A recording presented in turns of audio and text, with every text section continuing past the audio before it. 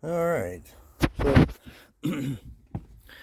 I looked on YouTube and whatnot, and I hadn't seen any videos on this, anybody doing it. So, putting a floor in my 2016 Peterbilt 579. I had put one in before that consisted of this vinyl panels. It's the vinyl flooring, like the the strips of pill and stick vinyl, basically. And what I had noticed by doing that, I used a I used foam mats like you would buy. I bought mine at Harbor Freight. You can get like a pack of 4 for maybe $10 or $12 or something like that. Anyway, I used that underneath this flooring, and it's got a little bit too much give to it. If you,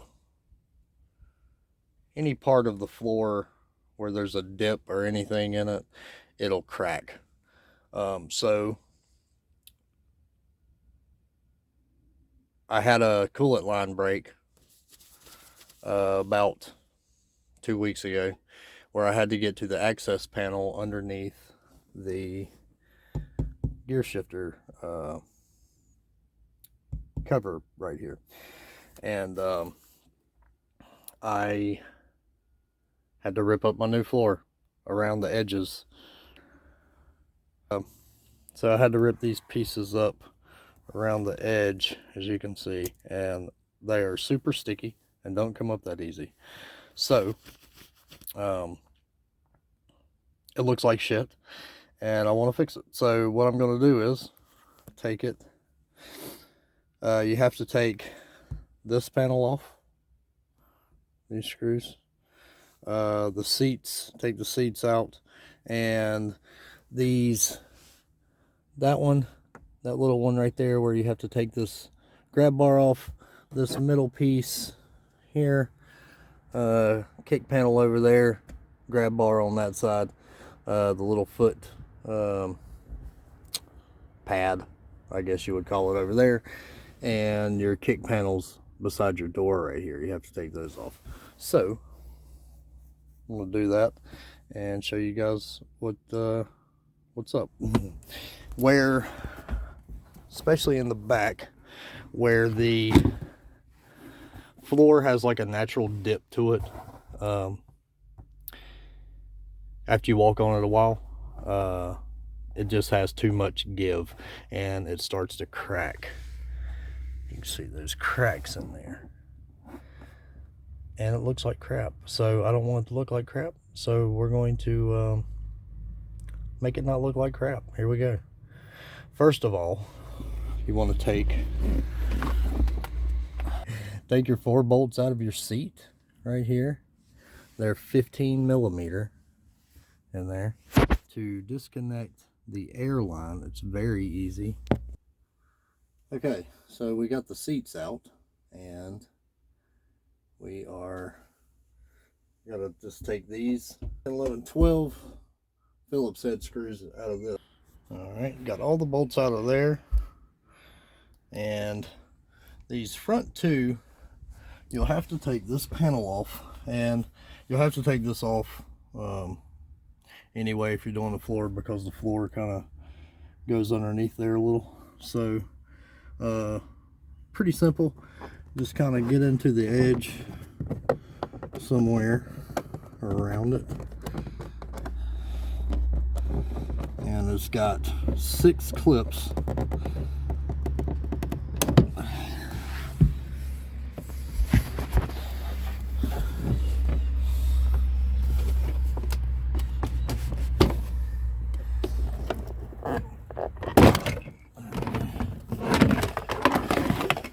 And be careful, because these things really like to break off. Then you won't have anything to hold it on with, and it'll look ugly because there'll be a gap. So You got 1, 2, 3, 4, which you can see this one's broke off.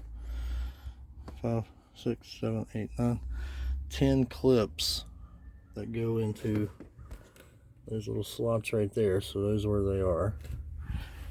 And there. So we're gonna get that out of the way. Now, once you get all the screws out of your shifter cover,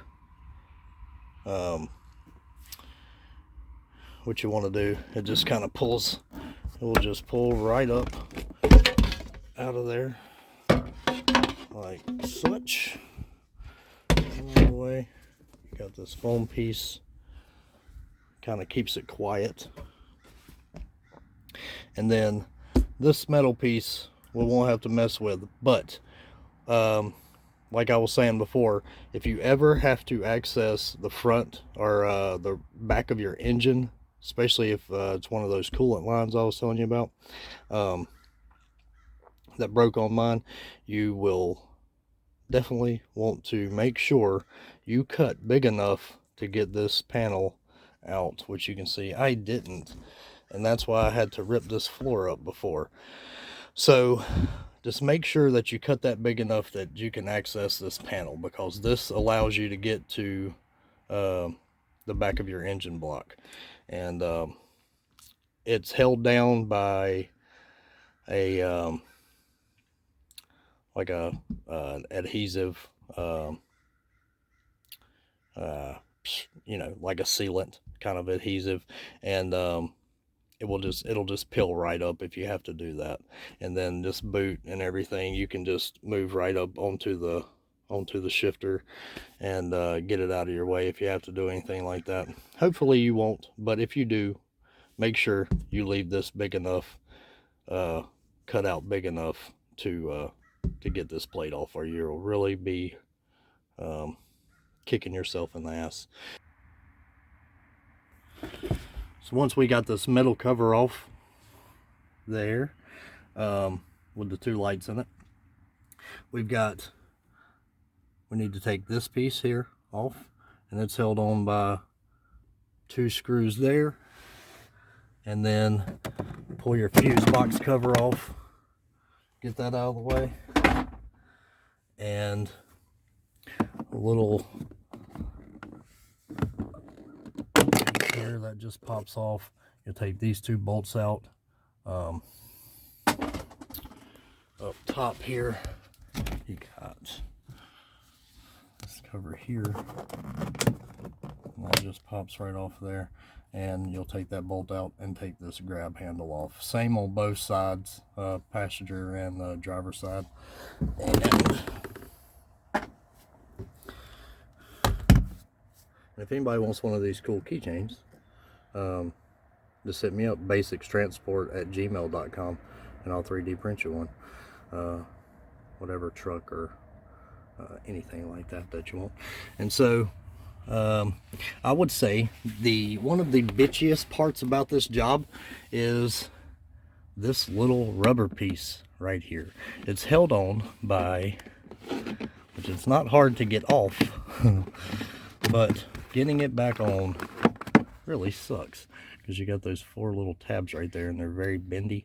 And I don't know, maybe it's this hard for me, but they didn't want to go in those holes very easily last time. So take that baby out, and then over on this side you got this panel here that's held on. You got 2 screws here, there and there, and then we're going to have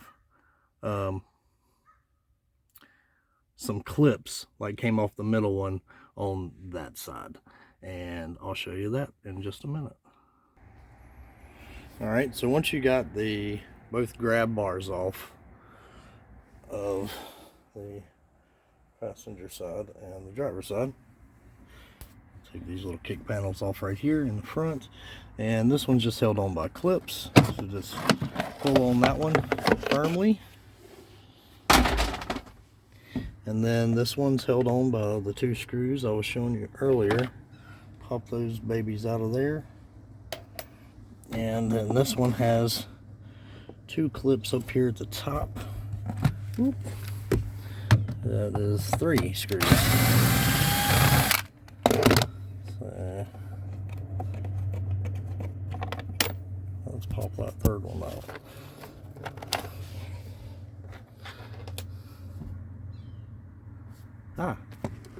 Make that 4. Alright, so once you get this middle piece popped loose like I was showing you, all the screws out of your shifter cover, if you have one in a manual anyway, you will pop that one off. It has clips there, and then this one is held on by 5 screws. 1, 2, 3, 4, 5, and then it's got 1 clip up here at the top that you just have to pull out. Pull that son of a gun out of there like that, and now you can get to the front of this floor, which is what you're what we're going for here. Next, we're going to take the cover off of this side, and you got 2 screws here.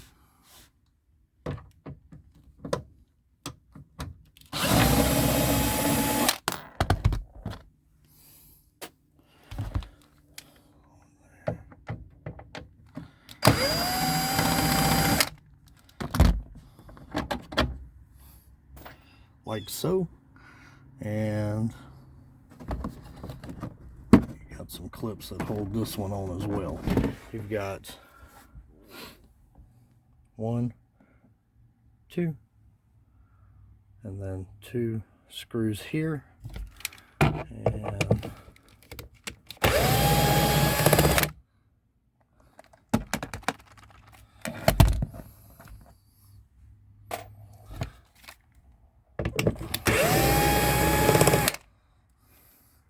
screws there. And then you've got a clip here and over here. Just like that, and move that one out of the way. Alright, so on these kick panels, what you want to do, like I was saying before, you want to get in these little pry slot right here. Use something that's not going to scratch the shit out of it, like a plastic interior removal tool that you can buy, you know, for your car interior or something like that. It doesn't scratch this plastic. So you'll stick that baby in there, just kind of turn it sideways. You may have to work it, you know, down the edges on each side, and pop that son of a gun out of there. So once you got those off, you got 4 screws that hold that on, and then this kick panel will come off. We'll take this stripping just off a little bit. Just pulls out, kind of put that in there like that to get it out of the way, and then go ahead and pull these screws out.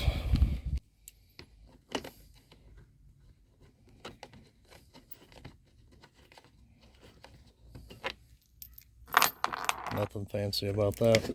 It just comes right out. And then this, you got your little, you know, if you're ever going to put a sub, an amp, or anything like that in, you can run your wire. This is where you can run your wire. On the other side, you've got your air lines and things like that, and I'll show you that little slot. But in this cavity right here, you've only got a couple of wires. A little light and this speaker that's in this door panel right here. So next we'll move this weather stripping out of the way, and then this panel here goes all the way down here. You'll want to take that off because the floor runs underneath that. So that's just held on by clips. You don't have to take this grab bar off. All right. So got that kick panel out on this side. As you can see, like I was telling you, this cavity is it's got a little bit more going on with it. You know, you got your air line that goes to your seat, and then all the wiring that goes to all the rear stuff, all the accessory stuff, and the sleeper. Yeah, next we're going to take this panel off here. It's held on by one screw down there, and that just comes right out. These panels here, and these are just held in by clips as well. Just kind of get your finger in here where the seat belt goes. Pry that loose. And those clips seem to be a little more fragile. You can see those things in there. Do a little finagling and get that thing out of there. The curtain's attached to it by Velcro. Just kind of undo those little Velcro tabs there. Get that thing out of there.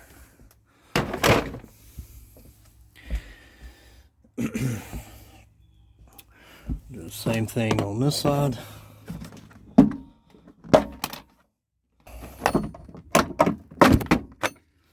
And pop that baby out. So we got those out of the way. I'm going to take that little kick panel off right here on the side. And it's just like the other side. I'm pretty sure it's just held in by one screw.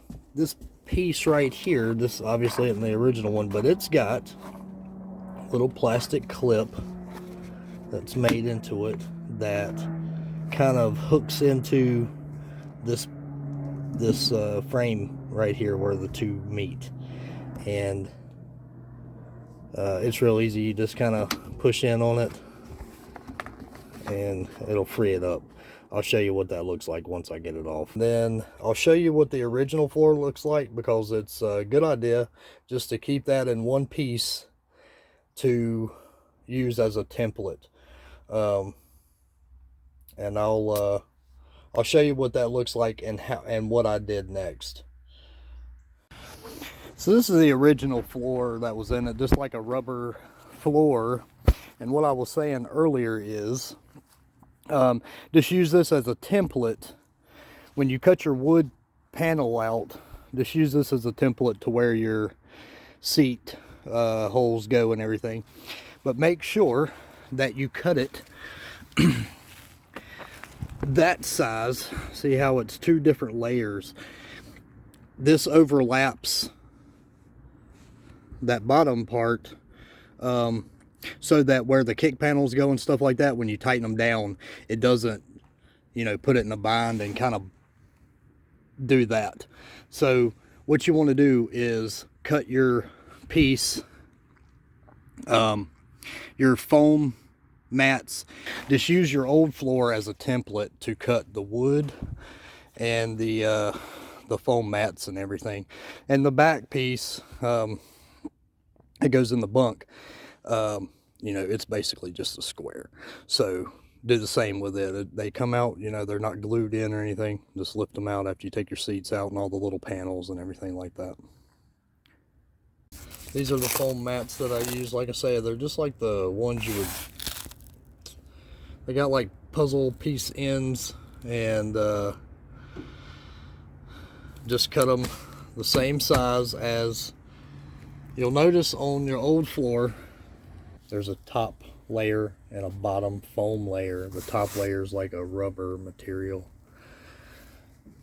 And so what you want to do is make sure that you cut the foam padding pieces here the same size as the bottom layer. If you don't, you'll have too much overhang on the edges right here, and those kick panels, you won't be able to screw them down. It'll be too much material there. Make sure that you cut this bottom foam layer by the bottom of the old floor. Use that as the template, and then the top rubber piece is what you want to cut your actual flooring with, which I'm using a vinyl floor, like a sheet, instead of peel and sticks. And I think I'll have a lot more play and a lot more room for error with that. But word to the wise, you know, you want to do it right the first time, or it's going to be a real pain in the ass when you go back to and have to cut these edges and everything if you use you know, something harder than linoleum or something like that. So there's that. This is the paneling that I use. It's just 1/8 inch paneling. Costs about $7.50 a sheet. You'll need 2 sheets, one for the front and just a little piece for the back. Kind of use that as a template, trace it out. Your seat holes, make sure you got all those in the right spot. I have to cut mine a little wider. Here's while it's actually on the sawhorse right now. That little piece right there, that goes underneath the accelerator pedal. There's a little rubber pad that goes underneath the pedal. And then make sure, like I was saying in the beginning, make sure that your shifter cover hole is big enough to access that metal panel, because you'll have to take that out if you have to do any engine work. So on the rear of the engine anyway. All right, so here it is in the truck. After I widened the holes a little bit, I didn't have the seat bolt holes quite wide enough after I put the pieces in there. Now what I'm doing is there's a spacer that goes in there that comes, that's all that's in there from the factory, is just that spacer. Since we're adding a little bit more to it, I'm just using some washers. I'm going to use probably like 4 washers in there, and put the bolts in. And then once we got those in, I just kind of made sure that all the bolt holes are going to line up. I know these holes don't look the best. I didn't have the next size up hole saw that I used before. That's okay, because you're not going to see these holes anyway. So if you put something a little thicker in, you might have some problems getting these panels to go back in right. So what I'm going to do next is, since I know all my seat holes are good, I'm just going to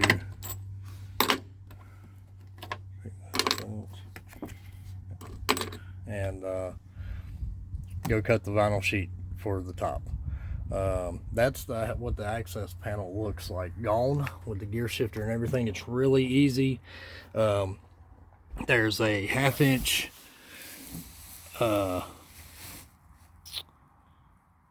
nut on one side and a 9/16 bolt that it attaches to. So just pop that baby out, and then the shifter and everything comes right off. And just like I was showing you with the seat airlines, it has 2 airlines running in down there, a little bit smaller airline, and you'll just pop them babies out, and little ring that they route through, and then pull it out, and you got a nice open space to work with. All right, so here's the piece of linoleum that I'm putting in here, or vinyl sheeting, whatever you want to call it. And like I was saying before, you don't have to cut holes in the top of the sheeting. I just cut like little X's with a razor blade. And same thing where the gear shifter goes. I'm just going to kind of cut that out freehand, slid it under here and over there. Make sure that everything looks cool right here. I'm going to cut this padding right here just to get it out of the way, make sure it's not going to cramp anything up or anything. And then I'm just going to use this general use multi-floor adhesive, just like you would use in your house, and spread it really thin and make sure it goes on really smooth so there's no bumps in there. And then kind of do a little test fit of everything, make sure all the little molding pieces, little covers and whatnot, is going to go in there without any problems, and which I think they will. And yeah, that's what it looks like, guys. A lot nicer than the factory floors. You know, still going to be not going to have to worry about liquid and stuff like that if you spill something or something like that. And by the way, I just used, you know, this is just like the carpet you can buy at not sure what it's called exactly, but you know, it's just like what you would cover a speaker box with or something like that. You can get it at any home builder place, Home Depot, Lowe's, any of that jazz. Yeah, so I'll let you know. I'll be right back with you once I get the seats in here, all the molding pieces and everything, and make sure everything's kosher. All right, so here we are with everything back in, all the panels, the seats, and the shifter cover and everything. Everything fit together really good. There's no big gaps between the panels. When you screw things down, it doesn't press down on the floor or anything like that. Worked out really good. Looks really nice. It's really durable. Here is the sleeper. Sleeper's a little easier, you know, basically because it's just some, you know, square cuts. But same process. Save some money. Put a cool floor in your truck. Have something nobody else does. Be unique. You know, it's cheap. Probably all together. I already had the adhesive and the foam and everything. So, you know, it would probably cost maybe $100 with the vinyl sheet and everything, depending on how much you get and all that. I got a little extras just in case anything happened. I had to replace it. So, yeah, you know, try this out. I appreciate you watching. Check out my other videos. I'm going to try to throw up a lot more things that owner operators can do themselves to save some money and time. And yeah, thanks for watching. Let's truck it.